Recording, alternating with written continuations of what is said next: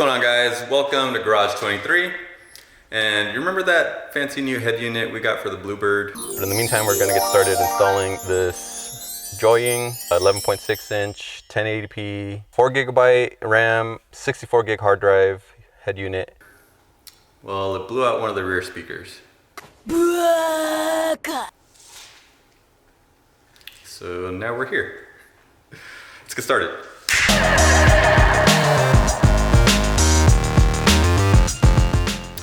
Alright, so the speakers that came in the Bluebird, I've never changed. That's just what was in the car when I got it, and I never bothered to do anything about them because they sounded pretty decent, and I knew that they were Alpines. I didn't know what kind or anything, but you know, you could see the back of the speaker from the trunk, and they looked like pretty decent Alpines, and they sounded alright. So I just didn't really bother updating them or anything like that because I had other priorities with the car.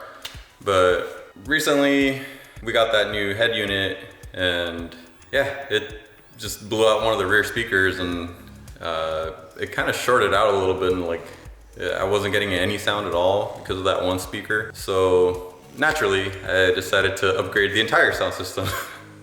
So what we got here is an Infinity Reference 705A 5-channel amp. It's got 75 watt RMS on the front 4 channels and 500 watt RMS on the subwoofer. And for the rear, we got the Infinity Primus 6.5s. And for the front, we got the Infinity Primus 6.5 component speakers. These are gonna be fun because, for one, the front speakers on Altimas of that year are 5x7s, and those are kind of hard to find. It's not really like a standard size for a speaker. So I decided to go with the 6.5 because there should be enough space to fit this. And then with separate tweeter. And also, obviously this also comes with the crossover being a component set. But the tweeter is gonna be interesting because Altimas actually did come with a premium sound system, but I don't think anybody got that option because I've never even seen one at the junkyard or anywhere else. It had tweeters in the A-pillars, you know, like most other cars would. Most S14 240SXs had tweeters in the A-pillars. But yeah, like I said, I've never even seen that in person. So we're gonna have to get creative with that and see where we can install the tweeter. And the 6.5 for that matter. We're gonna have to like custom make some kind of adapter for the speaker. Yeah, that's gonna be fun. But besides that, we got some RCAs. We're doing the whole 5-channel setup, so I got a set of 4-channel RCAs, and then for the subwoofer, since the head unit actually only has one subwoofer output, I got a 1 to 2-channel, yeah, left and right, RCA for that. And then for our power cable, I got this 4-gauge welding wire. I don't like using the amp kits that you see like at Walmart or audio stores or whatever, because most of those actually aren't copper. They're like copper coated aluminum. So yeah, I have a big thing against aluminum wiring. It's like pretty annoying. It's like kind of dangerous depending on what you're doing, but I mean, generally it's fine. I'm just kind of OCD about it, and I'd rather have like good quality wiring.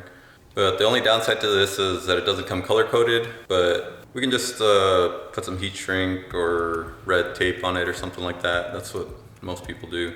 But in general, it's a much higher quality wire. So I feel a lot better about using this than some of the cheaper pre-put together amp install kits. Yeah, let's get started. All right, first up, we gotta remove our door panel. And on these cars, it's pretty simple. 3 Phillips head screws on the bottom, 10 mil under the door handle here.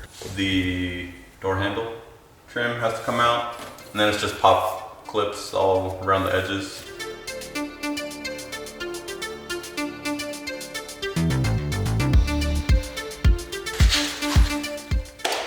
All right, that's our door panel, and we actually have some Alpine Type R speakers in the front.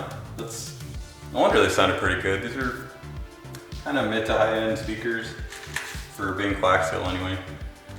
But yeah, like I said, they're 5x7. So yeah, we need to figure out a way to make 6.5 fit in here. All right, so we got our stock speaker bracket out. And it looks like there should be enough room to fit a 6.5-inch speaker in here. So let's check out our component system here. So this is going to be our mid woofer and our crossover, and then it also comes with our tweeter. This one comes with a couple of different mounting options, but I like this one the best. It's got a little pivot mount, and it also comes with like a bolt-on bracket and a flush mount piece. For our woofer, pretty nice looking. Yeah, we're gonna want that guy right there. Should work out. Yeah, a little more plain looking, but definitely much better quality. Now, as far as our tweeter, I wanted to mount that up here, but as you can see, there's not much to work with there. So I have to get a little creative there. All right, so before we go any further, we're also going to be installing some of this. It's some sound absorbing mat. It's basically just some really dense foam with adhesive backing.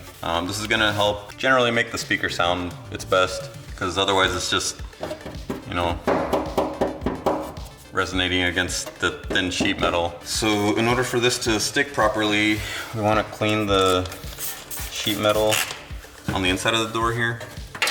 And we're just using some Windex and a rag. All right, so just give that a sec to dry. And then we want to peel a little bit of this off, because if you peel the whole thing, it's probably going to be a pain in the ass to get it in place. I'm just going to fold over a little corner here. All right, so I'm just fold it in there. And now we can start peeling some of this off. All right, so I got about half of it peeled off, and I'm gonna try to get it in place and stick the top half down. Peel the rest of it off.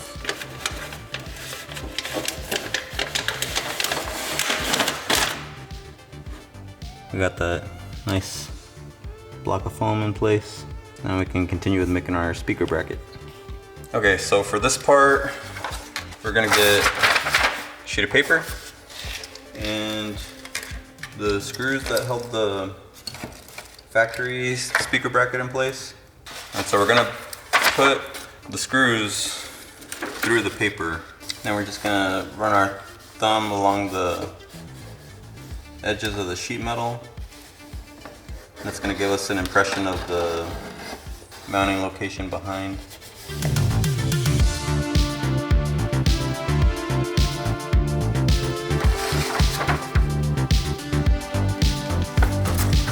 All right, so now that we have the impression of the mounting location, we're just gonna trace it with the Sharpie.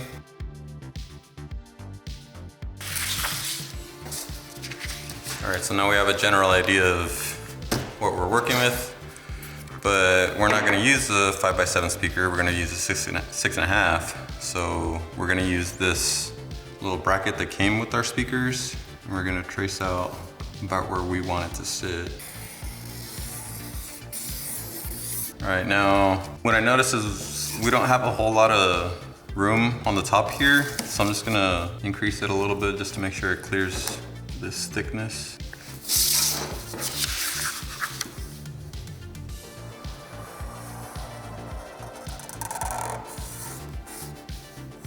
So we want something like that. Now we can cut this out and transfer it to like some cardboard or something, and then do a test fit and see if that's gonna work. So now let's find a box. All right, so we got our template cut out and it bolts in place like we want it to. Now we need to test fit our speaker. Yeah, it looks like that's gonna work pretty well. Now we can mark our speaker mounting holes. Now we're ready to transfer this to some plastic. All right, so now we're ready to cut our template out of plastic. And for that, I'm gonna be using this fancy little chopping board I found on Amazon for about 20 bucks.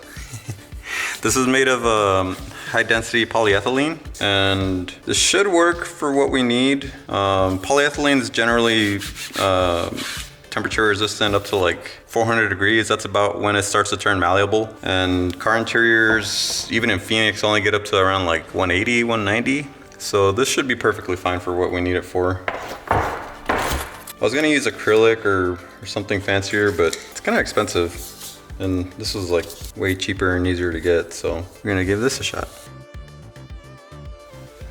All right, to cut it out, I'm just gonna be using regular jigsaw.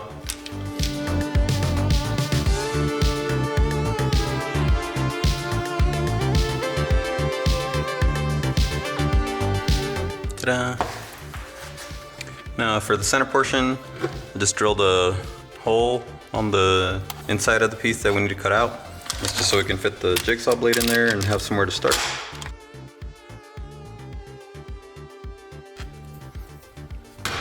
So there's most of it. All right, now to drill the bolt holes.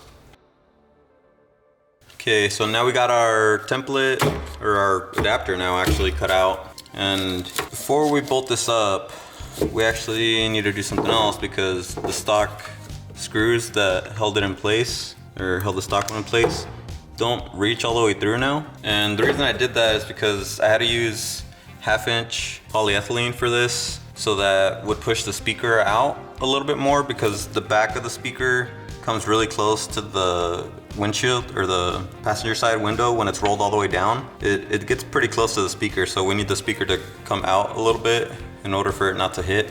So we're gonna use these longer screws, but these, if you'll notice, aren't coarse thread. They're standard, 10 mil bolts, M6 by 1.0.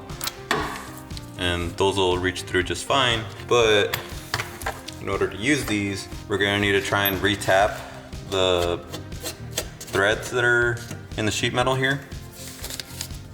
I mean, there's not really threads. These are super coarse, so.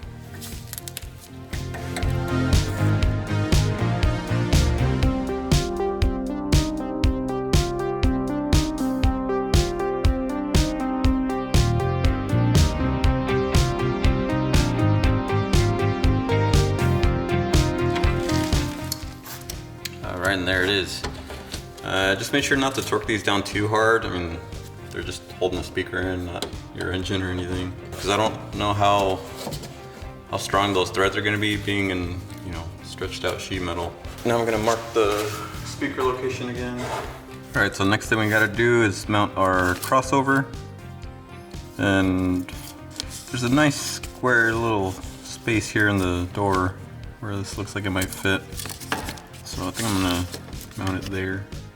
There's even a hole on this side and 2 holes on this side for the wires to come out. So that's gonna work out pretty great.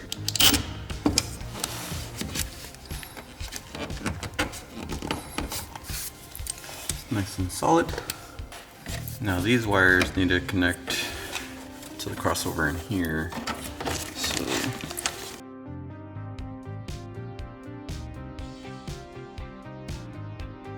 now I need to put these spade connectors on these wires so they can connect to the crossover here. So we just need to chop these guys off.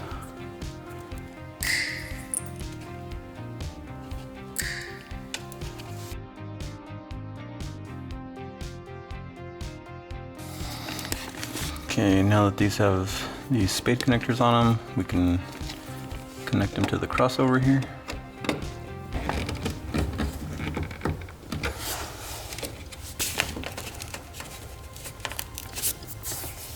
Okay, now we need new wire to go from the crossover to the woofer and crossover to the tweeter. So we're just gonna get some speaker wire.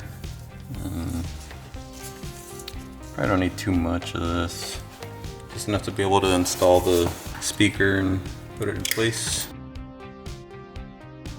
Now we'll just put some spade connectors on this end too. Connect that up, and we'll be good to go. All right, now for the speaker end, we're gonna do something a little fancy. And we're gonna use this set of insulated speaker terminals. And to use these, you have to have one of these special crimpers. This is a Primus terminal crimper. and it has 4 different slots for those kind of terminals. So it'll insulate, or it'll crimp the insulator on one side and the wire on the other side. So you can kind of see one side's a little bigger than the other side.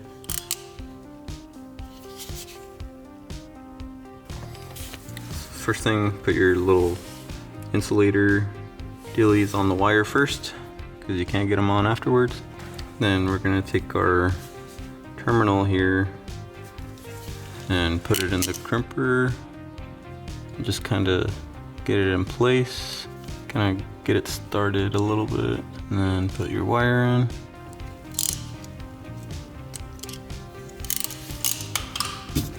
And just like that.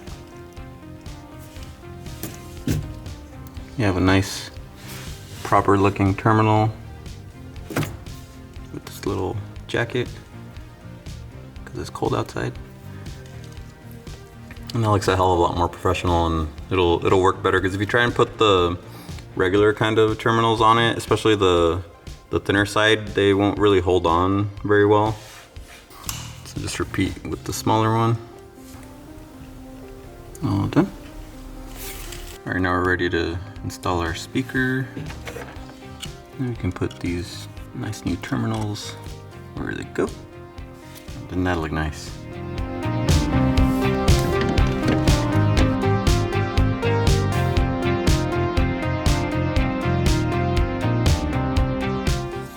All right, now time to move on to the tweeter. And I really want this to go here. For one, because it's gonna facilitate the wiring, because our crossover obviously is mounted to the door, and the wiring can come straight here instead of having to go back in through the hinge and into the dash and up the A-pillar if we were to mount it on the A-pillar like most other cars do. So this is really the ideal situation. But if you look at the trim, we really don't have a whole lot of room to work with.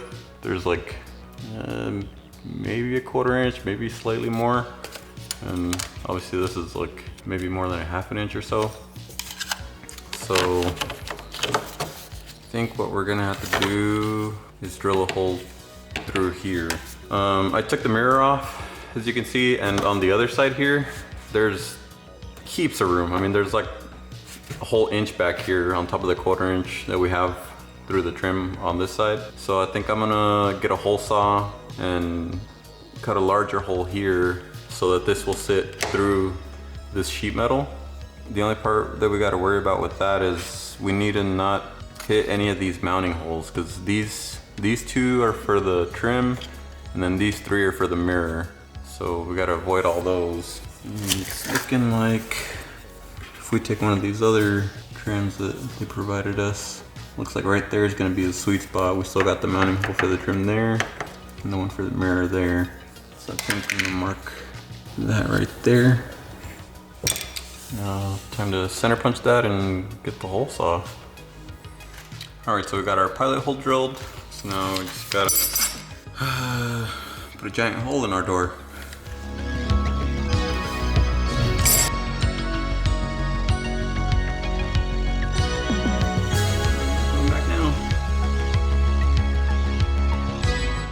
Okay, so I took the trim piece and then I marked the center of this hole through the backside, and then I cut the hole out with the hole saw, and now we got a giant hole through our entire door.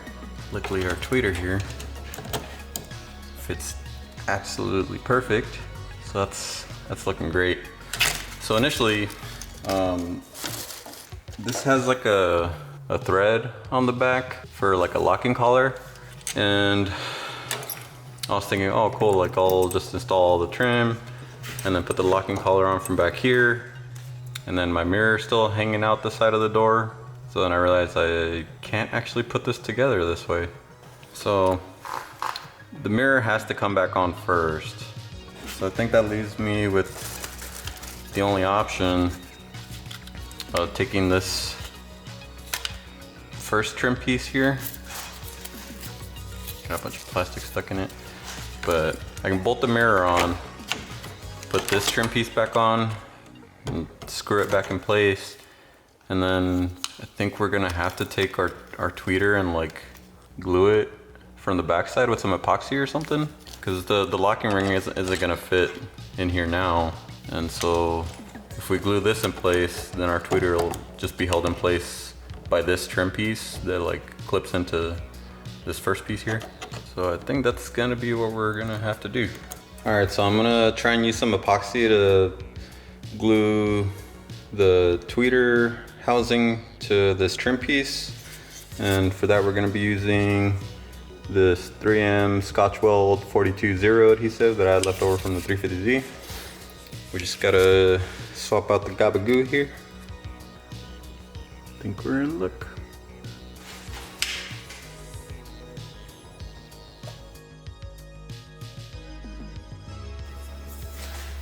I just gotta let that sit for 20 minutes or something. Yeah, 20 minutes. Okay, now this finally cured and it's pretty solid. And that took way too long. I don't know if it's because this glue's been sitting around for, I guess, almost a year now since I worked on the 350Z.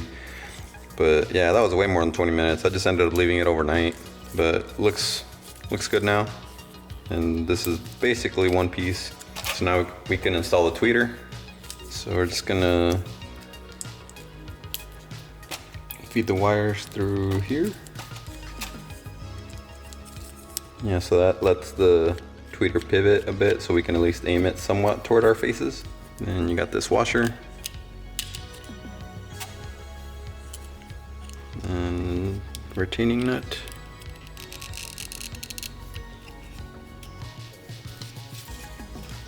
All right, now I think we're ready to put it on the car. All right, so we got our wire sticking out from the mirror housing here. And just connect everything up.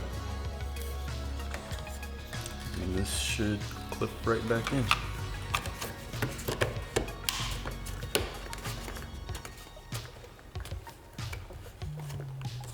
Yeah,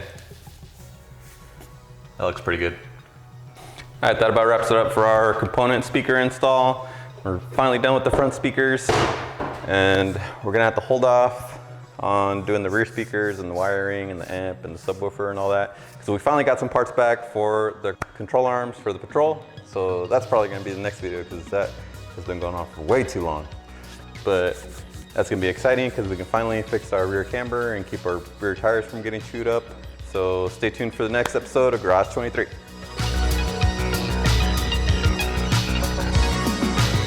All right, that about wraps it up for our component speaker. I'm holding it upside down anyway, aren't I? All right, that about wraps it up for our. Almost. Gross. All right, that about wraps. No, ya me voy, ya.